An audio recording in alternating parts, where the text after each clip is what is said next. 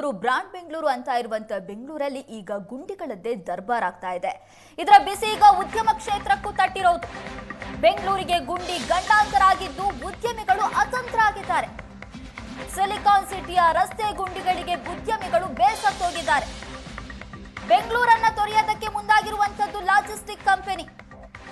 9 ವರ್ಷದಿಂದ ಬೆಂಗಳೂರಿನಲ್ಲೇ ಕಚೇರಿ ಮನೆ ಇದೆ. ಆದ್ರೆ ಈಗ ನಮಗೆ ಬೆಂಗಳೂರಲ್ಲಿ ಮುಂದುವರಿಯೋದಕ್ಕಾಗ್ತಾ ಇಲ್ಲ. ಬ್ಲಾಕ್ ಬಗ್ ಕಂಪನಿ ಸಿಇಒ ರಾಜೇಶ್ ಆಕ್ರೋಶ ವ್ಯಕ್ತಪಡಿಸಿರೋದು.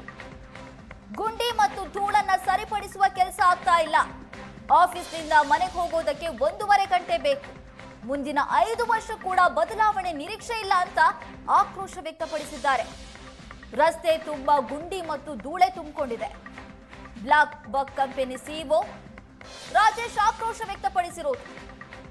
ಬೆಂಗಳೂರಿನ ರಸ್ತೆ ಗುಂಡಿಗಳ ಮೇಲೆ ನೇರ ಆರೋಪವನ್ನ ಮಾಡಿದ್ದಾರೆ. 9 ವರ್ಷದಿಂದ ನಾವು ಬೆಂಗಳೂರಲ್ಲೇ ಇದ್ದೀವಿ, ಕಚೇರಿನೂ ಇದೆ, ಜೊತೆಗೆ ಮನೆ ಕೂಡ ಇದೆ. ಆದ್ರೆ ಇನ್ಮುಂದೆ ನಮಗೆ ಬೆಂಗಳೂರಲ್ಲಿ ಇರಕ್ಕಾಗ್ತಾ ಇಲ್ಲ.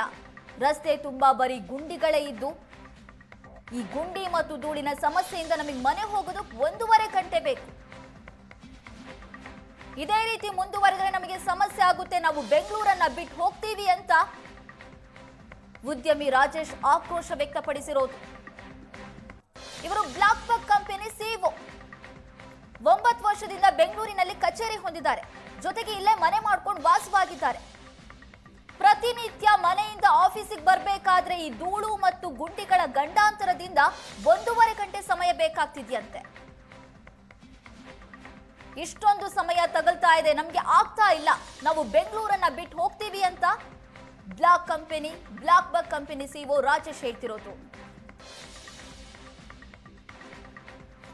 ಈ ಬಗ್ಗೆ ಹೆಚ್ಚಿನ ಡೀಟೇಲ್ಸ್ ಅನ್ನ ಕೊಡ್ತಾರೆ ನಮ್ಮ ಪ್ರತಿನಿಧಿ ನಟರಾಜ್. ನಮ್ಮ ಜೊತೆ ಸಂಪರ್ಕದಲ್ಲಿದ್ದಾರೆ. ನಟರಾಜ್, ಬ್ರಾಂಡ್ ಬೆಂಗಳೂರು ಮಾಡ್ತೀವಿ ಅಂತ ಸರ್ಕಾರ ಏನೋ ಹೇಳ್ತಾ ಇದೆ, ಆದ್ರೆ ಈಗ ನೋಡಿದ್ರೆ ಗುಂಡಿಗಳದ್ದೇ ದರ್ಬಾರ್ ಆಗ್ತಾ ಇರುವಂತದ್ದು ಬೆಂಗಳೂರಿನಲ್ಲಿ.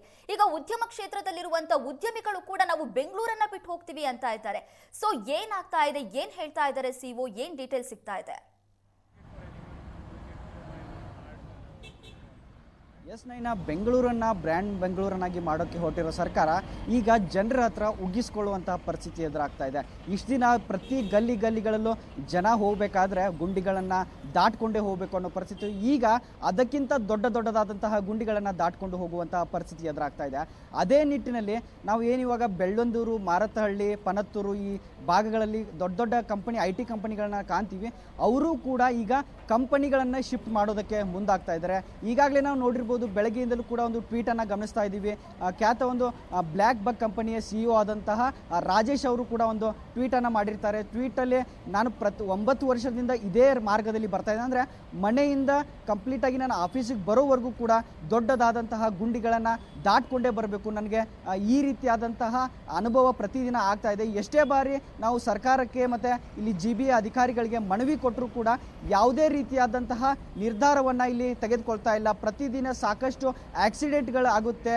ಪ್ರತಿದಿನ ನಮ್ಮ ಕಂಪನಿ ಸಿಬ್ಬಂದಿಗಳು ಹೋಗೋದಕ್ಕೆ ಅಂದರೆ ಕಂಪ್ಲೀಟಾಗಿ ಟ್ರಾಫಿಕ್ಕಲ್ಲಿ ಧೂಳು ಮುಕ್ತವಾಗಬೇಕು ಇದು ಅನ್ನೋದು ಇಲ್ಲಿ ಹೇಳ್ತಾ ಇದ್ದಾರೆ. ಆದರೆ ಇಲ್ಲಿ ಯಾವುದೇ ರೀತಿಯಾದಂತಹ ಒಂದು ಕ್ರಮವನ್ನು ಸರ್ಕಾರ ತೆಗೆದುಕೊಳ್ತಾ ಇಲ್ಲ.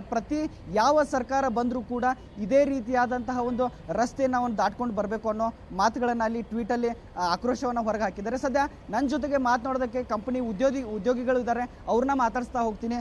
ಮೇಡಮ್, ಈ ಪ್ರತಿದಿನ ನೀವು ಇದೇ ಮಾರ್ಗದಲ್ಲಿ ನಿಮ್ಮ ಕಂಪನಿಗೆ ಬರ್ತಾ ಇದ್ದೀರಿ, ಸೊ ಯಾವ ರೀತಿಯಾದಂತಹ ಒಂದು ನೋವನ್ನು ಅನುಭವಿಸ್ತಾ ಇದ್ರಿ ಮೇಡಮ್? ಸೊ ನಮಸ್ಕಾರ. ನೀವು ಸರ್ ಇವಾಗ ನೋಡ್ದಂಗೆ ನಮ್ಮದು ನಾವು ಸ್ವಲ್ಪ ಪಕ್ಕಕ್ಕೆ ಇಡ್ತೀನಿ ಇವತ್ತಿಗೆ ಮಾತ್ರ. ಯಾಕೆಂದರೆ ನೀವು ಸ್ಕೂಲ್ ಮಕ್ಕಳು ಮೊನ್ನೆ ಶುಕ್ರವಾರ ಸ್ಕೂಲ್ ಬಸ್ ಬಿದ್ದೋಗಿ ಸೈಡಿಗೆ ಎಲ್ಲರೂ ಟ್ರಾಮಟೈಸ್ ಆಗಿದ್ದಾರೆ ಸರ್. ನಾವು ಅಲ್ಲಿರೋ ಡ್ರೈನೇಜ್ ಬಗ್ಗೆ ನಾನು ಆಲ್ಮೋಸ್ಟ್ 3 ವರ್ಷದಿಂದ ನಾನು ಅವ್ರ ಹಿಂದೆ ಬಿದ್ದು ಕೇಳ್ತಾನೆ ಇದ್ದೀನಿ, ಯಾರೂ ಕೂಡ ಕೆಲಸ ಮಾಡಿಲ್ಲ. ಅಲ್ಲಿರೋ ಲ್ಯಾಂಡ್ ಓನರ್ ಕೂಡ ಒಪ್ಕೊಂಡಿದ್ರು ಅದನ್ನು ವೈಡನ್ ಮಾಡೋದಕ್ಕೆ TDR ಎಲ್ಲ ಡಾಕ್ಯುಮೆಂಟ್ ಸಬ್ಮಿಟ್ ಮಾಡಿದ್ದಾರೆ. TDR ಸರ್ಟಿಫಿಕೇಟ್ ಕೊಡ್ತಾ ಇಲ್ಲ ಸರ್. TDR ಸರ್ಟಿಫಿಕೇಟ್ ಕೊಡ್ದಲ್ಲೇ ನಿಂದು ಲ್ಯಾಂಡ್ ಕೊಡು, ನಾನು ವೈಡನ್ ಮಾಡ್ತೀನಿ ಅಂದರೆ ಹೆಂಗಾಗತ್ತೆ? ಇದೆಲ್ಲದು ಪೂರ್ತಿ BBMP ಅವರು ಮಾಡೋ, ಅಂದರೆ ಇವಾಗ ಏನು ಗ್ರೇಟರ್ ಬೆಂಗಳೂರು ಅಂತ ಆಗಿದೆ, ಅವರು ಮಾಡ್ತಾ ಇರೋಂಥ ಡಿಲೇ. ಸೊ ಆ ಮಕ್ಕಳಿಗೆ ಏನಂತ ಉತ್ತರ ಕೊಡೋದು? ನಾವು ಏನಕ್ಕೆ ನಮ್ಮ ಚೈಲ್ಡ್ಹುಡ್ ಎಲ್ಲ ಎಷ್ಟು ಚೆನ್ನಾಗಿತ್ತು, ಇವಾಗ ಪಾಪ ಮಕ್ಕಳು ದಿನ ನಾನು ಸ್ಕೂಲ್ಗೆ ಹೋಗೋದಿಲ್ಲ ಅಂತವೆ. ಕೆಲವು ಸತಿ ಮನೆಗೆ ಬಂದ್ಬಿಟ್ಟು ನಂಗೆ ಸುಸ್ತಾಗ್ತಾ ಇದೆ, ನಾನು ಓದೋಕ್ಕಾಗಲ್ಲ, ಮಲ್ಕೋತೀನಿ ಅಂತಾರೆ. 3 ಗಂಟೆ ಅವರು ಟ್ರಾಫಿಕಲ್ಲಿ ಅವರು ಟ್ರಾಫಿಕಲ್ಲಿ ಟೈಮ್ ಕಳೀತಾ ಇರೋದು. ಮತ್ತು ಎಷ್ಟೋ ಸತಿ ಅವರು ಎಕ್ಸಾಮ್ ಟೈಮಲ್ಲಿ ಕೂಡ ಲೇಟಾಗಿ ಹೋಗಿದ್ದಾರೆ ಬಿಕಾಸ್ ಟ್ರಾಫಿಕ್ಕಿಂದ. ನಾವು ಕೂಡ ಎಷ್ಟೋ ಸತಿ ಬಿದ್ದು ಕೈಕಾಲು ಮುರ್ಕೊಂಡಿದ್ದೀವಿ. ಈಗ ಇಲ್ಲಿ ಅಂದ್ರೆ ಪಣತ್ತೂರಲ್ಲಿ ಏನು ಕಂಪ್ನಿ ಇದಾವಲ್ಲ, ಸೊ ಇಲ್ಲಿ ಗುಂಡಿಗಳಿಂದ ಸಮಸ್ಯೆ ಆಗ್ತಾ ಇದೆ ಅಂತ ಸಿಇಒಗಳು ಆಕ್ರೋಶವನ್ನು ಹೊರಗೆ ಹಾಕ್ತಾ ಇದ್ದಾರೆ. ಮತ್ತೆ ಕಂಪ್ನಿಗಳನ್ನ ಶಿಫ್ಟ್ ಮಾಡಬೇಕು ಅನ್ನೋ ಒಂದು ನಿರ್ಧಾರವನ್ನು ತೆಗೆದುಕೊಂಡಿದ್ದಾರೆ. ಅದ್ರ ಬಗ್ಗೆ ಏನು ಹೇಳ್ತೀರಿ ಮೇಡಮ್? ಇದು ಒಂದ್ ಕಡೆ ಬೇಜಾರಾಗತ್ತೆ, ಒಂದ್ ಕಡೆ ಖುಷಿ ಆಗತ್ತೆ. ಯಾಕೆಂದ್ರೆ ಎಲ್ಲ ಕಂಪ್ನಿಗಳು ಇಲ್ಲೇ ಬಂದಿರೋದ್ರಿಂದ ನಮಗೆ ನಮ್ಮ ಮಿನಿಸ್ಟರ್ಸ್ ಎಫಿಷಿಯನ್ಸಿ ಅಥವಾ ನಮ್ಮ ಆಫೀಸರ್ಸ್ ಎಫಿಷಿಯನ್ಸಿಯಿಂದ ಅವ್ರಿಗೆ ಇನ್ಫ್ರಾಸ್ಟ್ರಕ್ಚರ್ ಕೊಡೋಕ್ಕಾಗಿಲ್ಲ. ಸೊ ಅವ್ರ ಕಂಪನಿಗಳು ಅವರು ಇದನ್ನ ಹೊರಗಡೆ ಬೇರೆ ದೇಶದಿಂದ ಕ್ಲೈಂಟ್ಸ್ ಬಂದಾಗ ಅವ್ರಿಗೆ ತೋರ್ಸೋದಕ್ಕೆ ಮುಖ ಇರೋದಿಲ್ಲ ಸರ್. ನಮಗೆ ಈಗ ಬನ್ನಿ 3 ಅವರ್ ಅವರು ಎಷ್ಟೋ ಜನದ್ದು ಫ್ಲೈಟ್ಗಳು ಲೇಟ್ ಆಗಿದೆ, ಫ್ಲೈಟ್ಗಳು ಮಿಸ್ ಮಾಡ್ಕೊಂಡಿದ್ದಾರೆ.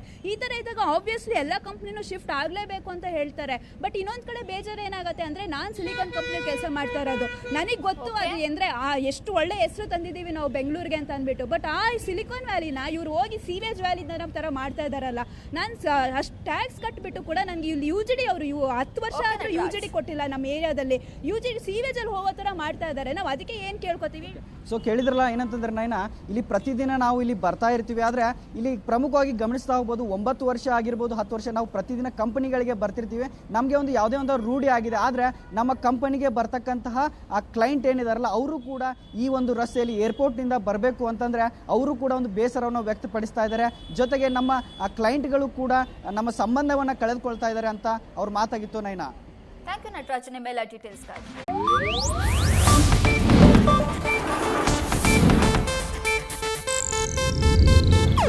ಇದು ಏಷ್ಯಾನೆಟ್ ನ್ಯೂಸ್ ನೆಟ್ವರ್ಕ್ ಪ್ರಸ್ತುತಿ.